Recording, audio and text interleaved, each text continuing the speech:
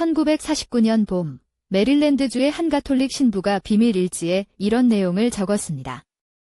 소년의 피부 위에 글자가 나타났다. 아무도 그에게 손을 대지 않았는데 그 방에는 목격자가 여럿 있었고 그들 모두 같은 장면을 봤다고 훗날 증언합니다. 70년이 지난 지금 그 일지의 일부가 세상에 공개됐지만 그 글자들이 어디서 왔는지는 여전히 아무도 설명하지 못합니다. 1973년 한 편의 영화가 개봉하면서 전 세계를 뒤흔들었습니다. 제목은 잭소시스트. 개봉 첫 주부터 극장 밖에 구급 인력이 대기했다는 이야기가 전해지며 상영 중 자리를 박차고 나온 관객들에 대한 보고가 잇따랐다고 알려져 있습니다. 그리고 영화가 시작되기 전 화면 한가운데에 단 한 줄이 떴습니다. 이 이야기는 실화를 바탕으로 합니다. 그 한 문장이 이후 수십 년간 사람들의 뇌리를 떠나지 않게 됩니다. 이야기는 그 영화보다 24년 앞서 시작됩니다. 1949년 1월, 미국 메릴랜드주 코티지 시티. 워싱턴 D.C. 외곽의 조용하고 평범한 주거 지역입니다. 겨울 안개가 짙게 깔린 이 동네의 한 가정에서 사람들이 어떻게 설명해야 할지 모를 일들이 시작되고 있었습니다. 그 집에 살던 13살 소년의 이름은 지금도 공식적으로 공개된 적이 없습니다. 소년의 가족은 독실한 루터교 신자였으며 평범하고 경건한 미국 중산층 가정으로 알려져 있습니다.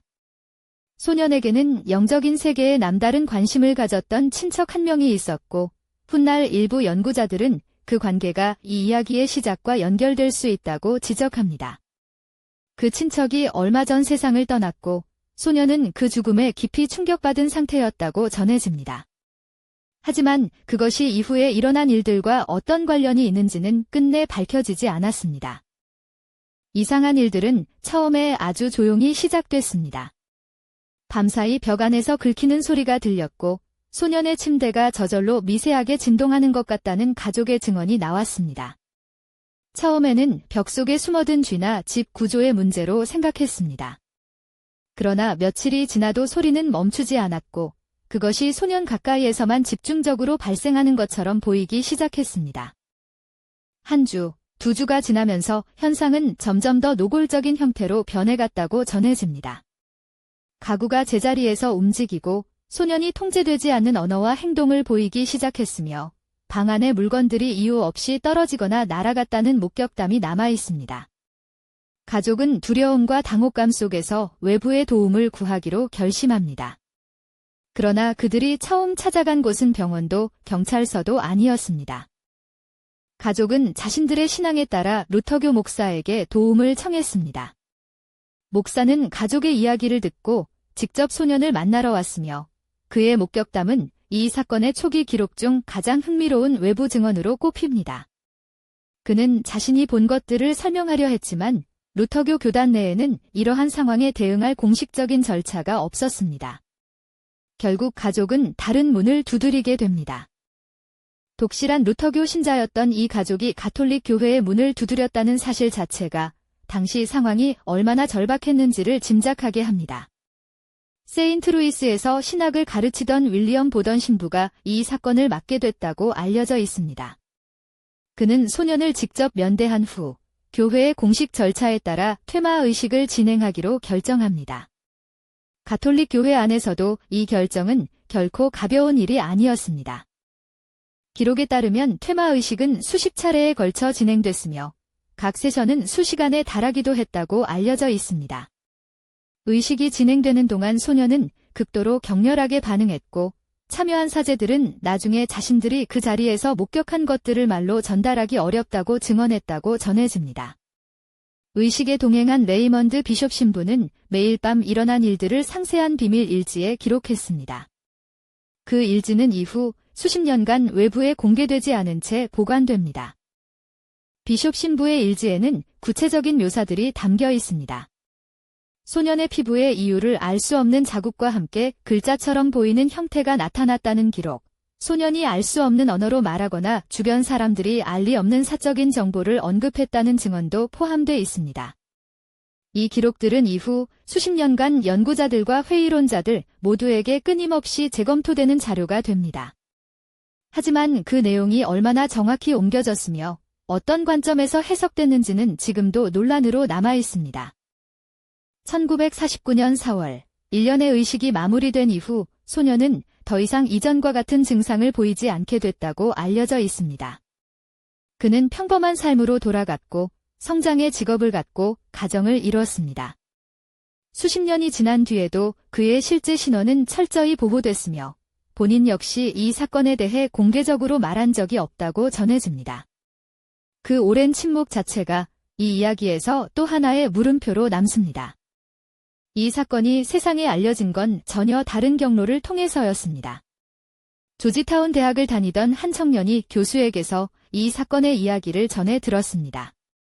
그의 이름은 윌리엄 피터 블래티. 그는 이 이야기에서 좀처럼 빠져나오지 못했고 20여 년 후 소설 덱소시스트를 출판합니다. 소설에서 그는 남자아이를 여자아이로 배경을 워싱턴 DC로 바꿨지만 실화를 바탕으로 했다는 사실만은 분명히 밝혔습니다. 소설은 베스트셀러가 됐고 이를 원작으로 한 영화는 공포영화의 역사를 다시 썼습니다. 엑소시스트는 장르사상 처음으로 아카데미 작품상 후보에 올랐고 영화가 예술 형식으로 인정받는 이정표로 평가됩니다. 그러나 동시에 촬영 현장에서 연이은 사고가 발생했다는 이야기도 함께 퍼졌습니다.